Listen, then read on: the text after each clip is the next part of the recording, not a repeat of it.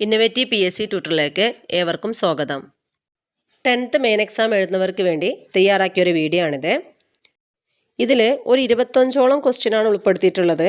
അതിൽ മാത്സും ഉൾപ്പെടുത്തിയിട്ടുണ്ട്, മലയാളവും ഉൾപ്പെടുത്തിയിട്ടുണ്ട്, ഇംഗ്ലീഷും ഉൾപ്പെടുത്തിയിട്ടുണ്ട്. എല്ലാത്തിനും കുറച്ച് എല്ലാ ഭാഗങ്ങളും ഉൾപ്പെടുത്തിയിട്ടാണ് ഇത് തയ്യാറാക്കിയിട്ടുള്ളത്. മെയിൻ എക്സാം എഴുതുന്നവർ വീഡിയോ മുഴുവനായി കാണാൻ ശ്രമിക്കണം. വീഡിയോ ഇഷ്ടപ്പെടുകയാണെങ്കിൽ ലൈക്കും സബ്സ്ക്രൈബും ചെയ്യണം. വീഡിയോ ഉപകാരമെന്ന് തോന്നുകയാണെങ്കിൽ നിങ്ങളുടെ ഫ്രണ്ട്സിനും കൂടെ ഷെയർ ചെയ്യാനും മറക്കല്ലേ. അപ്പോൾ നമുക്ക് വീഡിയോയിലേക്ക് പോകാം. ഒന്നാമത്തെ ക്വസ്റ്റ്യൻ ഇതാണ്: ഇന്ത്യയിൽ ചെമ്പിൻ്റെ പ്രധാന ഉൽപാദക സംസ്ഥാനങ്ങൾ.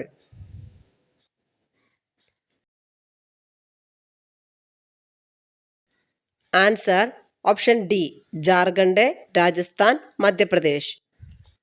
ഇന്ത്യയിൽ സ്വർണം കാണപ്പെടുന്നത് കർണാടകത്തിലാണ്. വെള്ളി കാണപ്പെടുന്ന സംസ്ഥാനങ്ങളാണ് രാജസ്ഥാന്, ജാർഖണ്ഡ്, കർണാടക. ബോക്സൈറ്റ് കാണപ്പെടുന്നത് ജാർഖണ്ഡ്, ഛത്തീസ്ഗഡ്, മധ്യപ്രദേശ്, ഒഡീഷ എന്നിവിടങ്ങളിലാണ്. അബ്രം കാണപ്പെടുന്നത് ആന്ധ്രാപ്രദേശ്, രാജസ്ഥാന്, ജാർഖണ്ഡ്, ബീഹാർ. അടുത്ത ക്വസ്റ്റ്യൻ: ഇന്ത്യയിൽ ആദ്യമായി പെട്രോളിയം ഖനനം ചെയ്തത് എവിടെ? Answer option C, Digboi. ആസാമിലെ ദിഗ്ബോയിലാണ് ഇന്ത്യയിൽ ആദ്യമായി പെട്രോളിയം ഖനനം ചെയ്തത്. ആസാം, ഗുജറാത്ത്, മഹാരാഷ്ട്ര എന്നിവയാണ് ഇന്ത്യയിലെ പെട്രോളിയം ഉൽപ്പാദിപ്പിക്കുന്ന സംസ്ഥാനങ്ങൾ.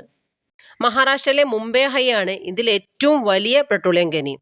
പെട്രോളിയം ഖനനത്തോടൊപ്പം ലഭിക്കുന്ന ഇന്ധനമാണ് പ്രകൃതിവാതകം. ചിലയിടങ്ങളിൽ പ്രകൃതിവാതകം മാത്രമായി കാണപ്പെടാറുണ്ട്.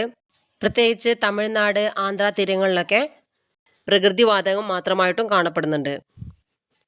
ആണവധാതുക്കളാണ് യുറേനിയവും തോറിയവും. ജാർഖണ്ഡ്, രാജസ്ഥാന്, മഹാരാഷ്ട്ര എന്നീ സംസ്ഥാനങ്ങളിലാണ് യുറേനിയം ഏറ്റവും കൂടുതൽ കാണപ്പെടുന്നത്.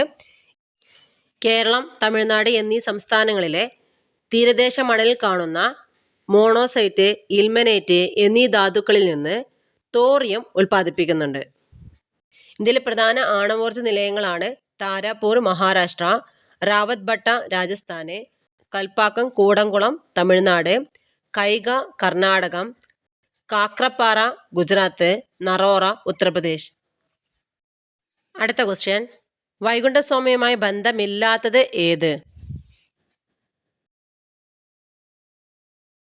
ആൻസർ ഓപ്ഷൻ എ, വില്ലുവണ്ടി സമരം നയിച്ചു.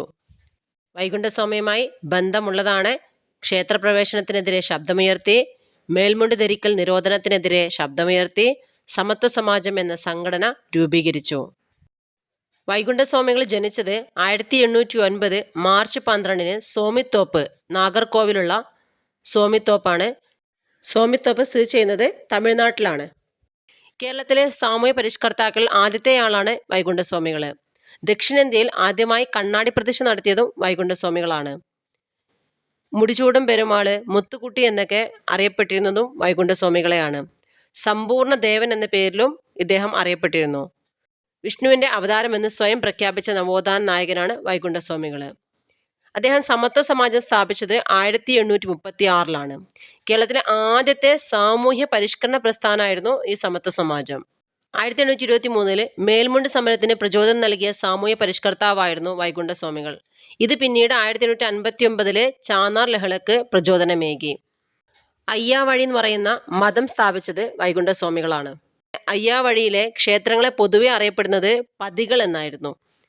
അയ്യാവഴിയുടെ ചിഹ്നം എന്ന് പറയുന്നത് തീജ്വാല വഹിക്കുന്ന താമരയായിരുന്നു.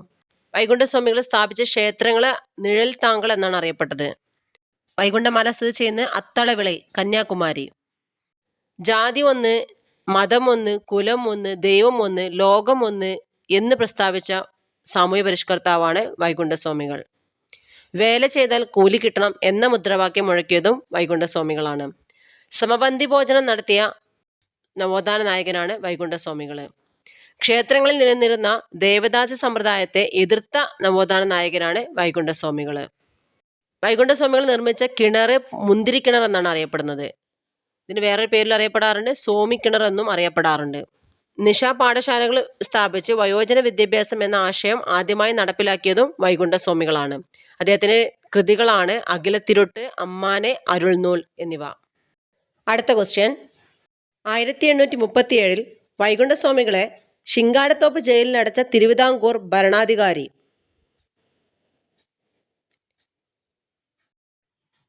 ആൻസർ ഓപ്ഷൻ എ സോതി തിരുനാൾ. അടുത്ത ക്വസ്റ്റ്യൻ, തിരുവിതാംകൂറിൽ ശൈവപ്രകാശ സഭ എന്ന പേരിൽ ആത്മീയ കേന്ദ്രം സ്ഥാപിച്ച നവോത്ഥാന നായകൻ. Answer option B Thycaud Ayya. തൈക്കാടയ്യയുടെ കാലഘട്ടം 1814 മുതൽ 1909 വരെയാണ്. തൈക്കാടയ്യ ജനിച്ചത് നഗലപുരമാണ്. തൈക്കാടയ്യാവിനെ ജനങ്ങൾ ബഹുമാനപൂർവ്വം വിളിച്ചിരുന്ന പേരായിരുന്നു സൂപ്രണ്ടയ്യ. തൈക്കാടയ്യയുടെ യഥാർത്ഥ പേര് സുബ്ബരായൻ എന്നായിരുന്നു. ശിവരാജയോഗി എന്നും ഗുരുവിൻ്റെ ഗുരു എന്നും ഹഠയോഗോപദിഷ്ട എന്നും പാണ്ടിപ്പറയൻ എന്നൊക്കെ പേരിൽ അറിയപ്പെടുന്നത് തൈക്കാടയ്യയാണ്. സവർണ ജാതിക്കാർ തൈക്കാടയ്യയെ പരിഹസിച്ച് വിളിച്ചിരുന്ന പേരായിരുന്നു പാണ്ടിപ്പറയൻ എന്നത്. തൈക്കാടയ്യാവിൻ്റെ ശിഷ്യനായി തീർന്ന തിരുവിതാംകൂർ രാജാവായിരുന്നു സോതി തിരുനാൾ. പന്തി ഭോജനം ആരംഭിച്ച നവോത്ഥാന നായകനാണ് തൈക്കാടയ്യ. തൈക്കാടയ്യാവിൻ്റെ പ്രധാന ശിഷ്യന്മാരായിരുന്നു ശ്രീനാരായണ ഗുരുവും ചട്ടമ്പി സ്വാമികളും അയ്യങ്കാളിയും.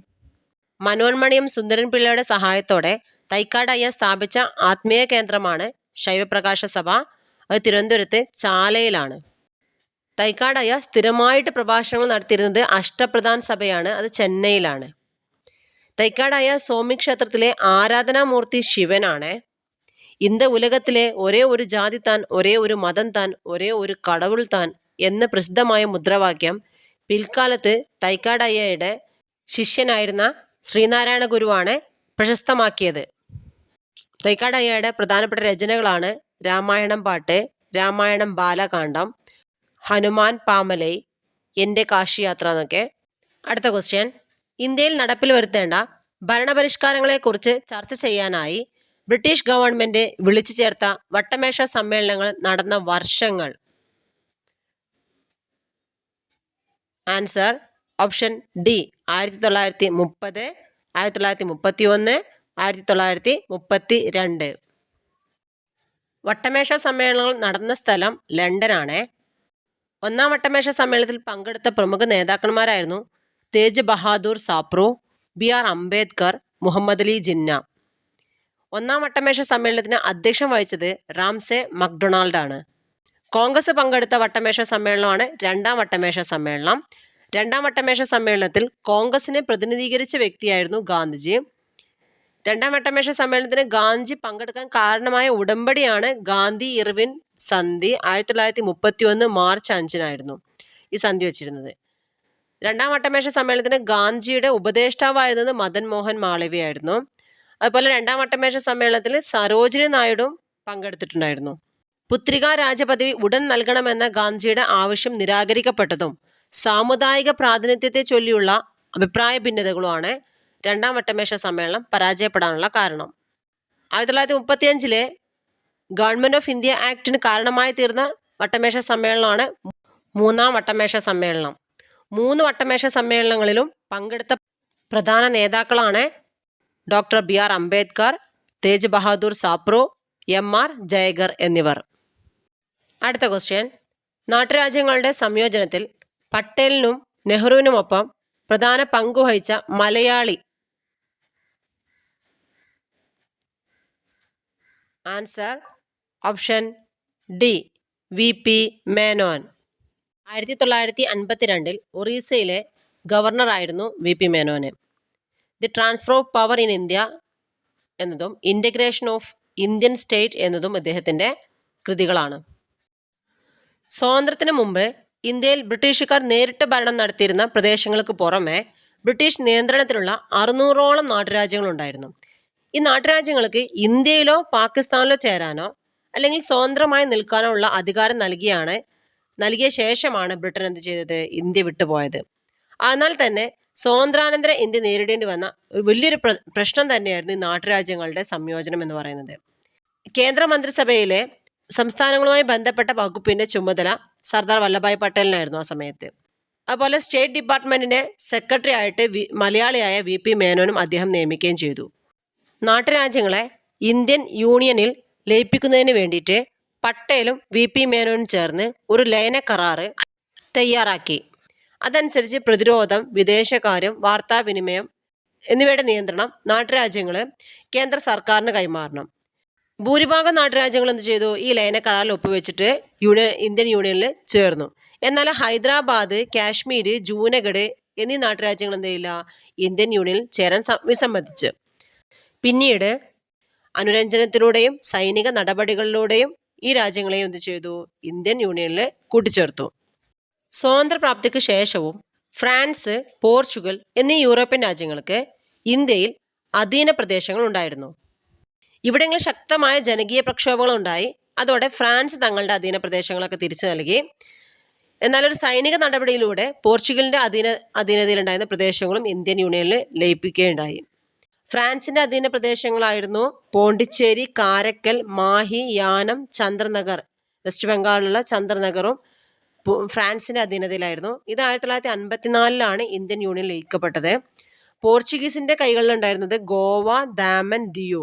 ഇത് 1961 ഇന്ത്യൻ യൂണിയനിൽ ലയിപ്പിച്ചു. അടുത്ത ക്വസ്റ്റ്യൻ, ശരിയായ ജോഡി കണ്ടെത്താനാണ് പറഞ്ഞിട്ടുള്ളത്.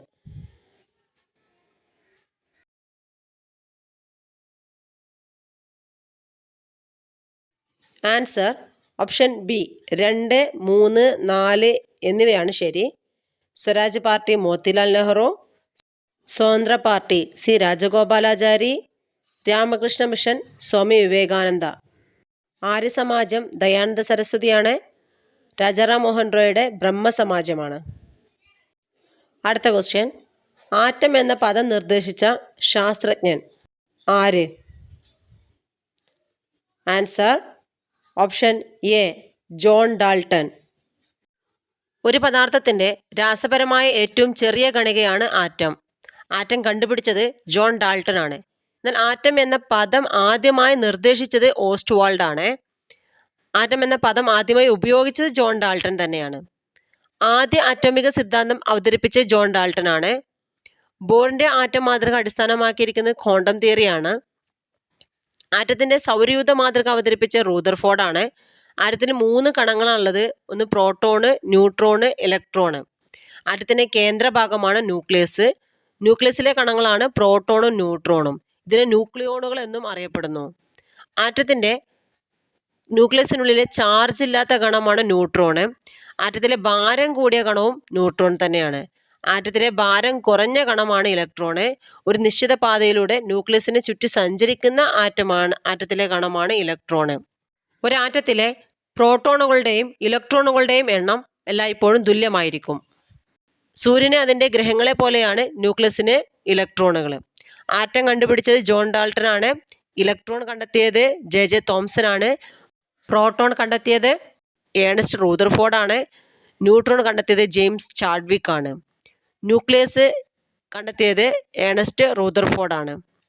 ആറ്റത്തിൻ്റെ സൗരയൂഥ മാതൃക മുന്നോട്ട് വെച്ചത് റൂദർഫോർഡ് ആണ്.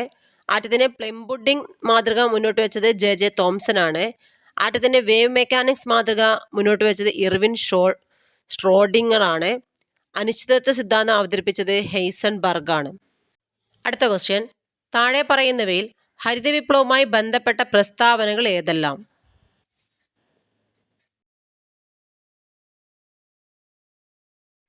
Answer option C 1, 2, 3. ഇതിൻ്റെ വക്താവ് MS സ്വാമിനാഥനാണ്. ആദ്യ കാലഘട്ടങ്ങളിൽ ഇത് ഗോതമ്പ് വിപ്ലവം എന്നാണ് അറിയപ്പെട്ടിരുന്നത്. രാസവളങ്ങളും രാസകീടനാശിനികളും ഉപയോഗിച്ചുള്ള കൃഷിരീതിയാണിത്. 1991 പുത്തൻ സാമ്പത്തിക നയം നടപ്പിലാക്കിയപ്പോൾ ഇന്ത്യയുടെ ധനകാര്യ വകുപ്പ് മന്ത്രി ആരായിരുന്നു?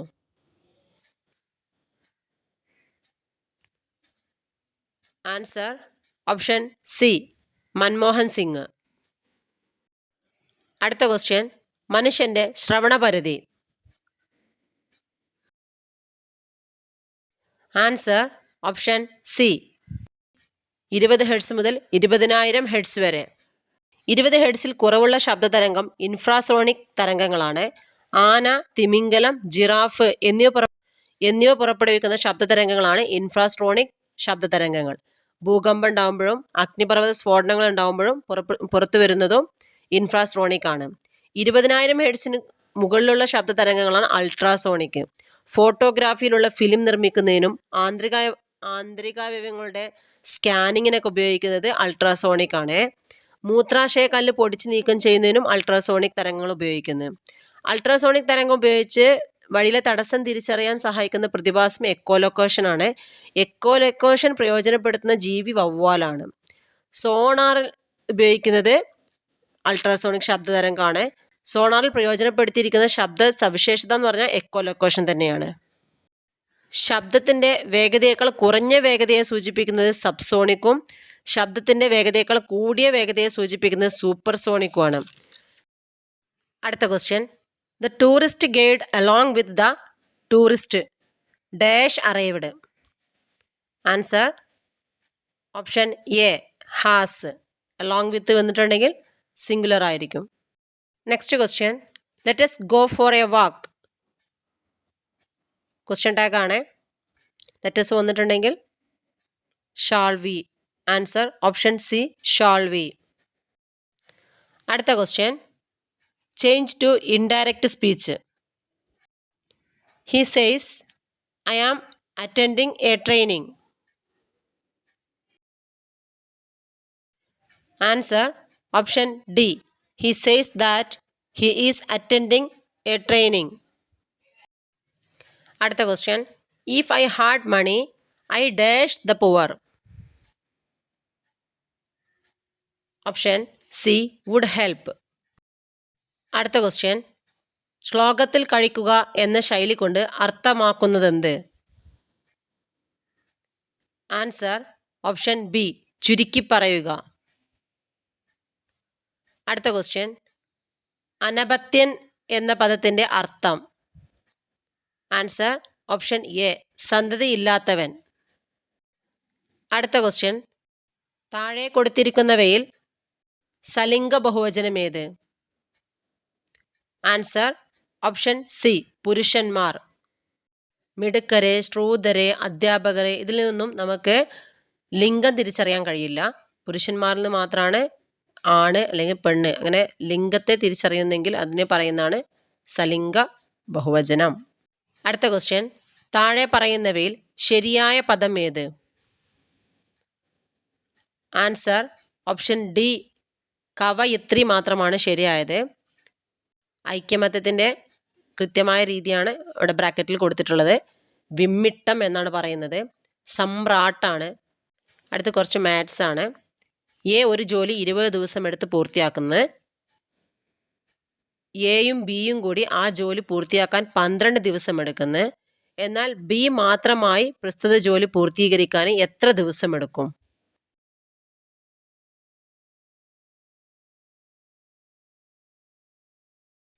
ആൻസർ ഓപ്ഷൻ സി 30 ദിവസമാണ്. ഇത് LCM എടുത്തിട്ടാണ് ഞാൻ ചെയ്തിട്ടുള്ളത്. അതായത് എ 20 ദിവസം, ബി നമുക്കറിയത്തില്ല, എ ബി 12 ദിവസം. ഇതിൻ്റെ LCM 60 അപ്പോൾ എ എത്ര ദിവസം ചെയ്തു എന്നറിയെങ്കിൽ 60നെ 20 കൊണ്ട് ഡിവിഷൻ ചെയ്യുക. അപ്പോൾ 3. അതുപോലെ എയും ബിയും കൂടെ 12 ദിവസമാണ് ചെയ്യുന്നതെന്ന് പറഞ്ഞ് അപ്പോൾ 60നെ 12 കൊണ്ട് ഡിവൈഡ് ചെയ്താൽ 5 കിട്ടും. 5ൽ നിന്ന് 3 കുറക്കുമ്പോൾ നമുക്ക് ബാലൻസ് 2 കിട്ടും. ആ 2ആണ് ബി ചെയ്ത ജോലി. അപ്പം നമ്മുടെ LCMനെ 60നെ ഈ 2 കൊണ്ട് ഡിവൈഡ് ചെയ്താൽ കിട്ടുന്ന ഉത്തരമാണ് ബി ചെയ്ത ജോലി.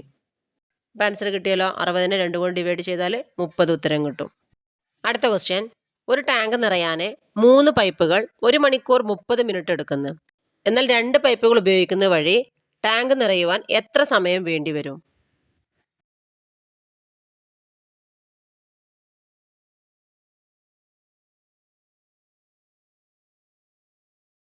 ആൻസർ ഓപ്ഷൻ ഡി 2 മണിക്കൂറും 15 മിനിറ്റും. എങ്ങനെ കിട്ടി നോക്കാം.